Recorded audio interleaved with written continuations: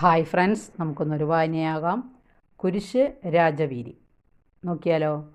നാം ഇഷ്ടപ്പെട്ടാലും ഇല്ലെങ്കിലും നമുക്കെല്ലാവർക്കും എന്തെങ്കിലും കുരിശുകളും സഹനങ്ങളുമുണ്ട്. ആരോഗ്യമുള്ളവർക്കും രോഗികൾക്കും അതുണ്ട്.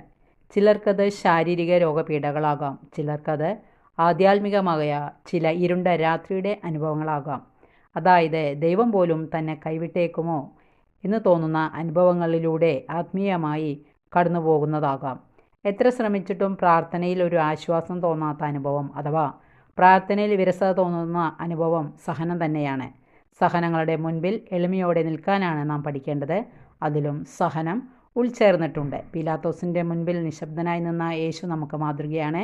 ചെയ്യാത്ത കുറ്റത്തിന് തെറ്റുകാരനായി വിധിക്കപ്പെട്ടപ്പോൾ യേശു ക്രിസ്തു എളിമയോടെ ശാന്തനായി നിന്നു. അതും കുരിശു വഹിക്കൽ തന്നെയാണ്. സഹനങ്ങളെ സന്തോഷത്തോടെ സ്വീകരിക്കാനുള്ള കൃപ തരണമേ എന്ന് നമുക്ക് പ്രാർത്ഥിക്കാം. Thank you.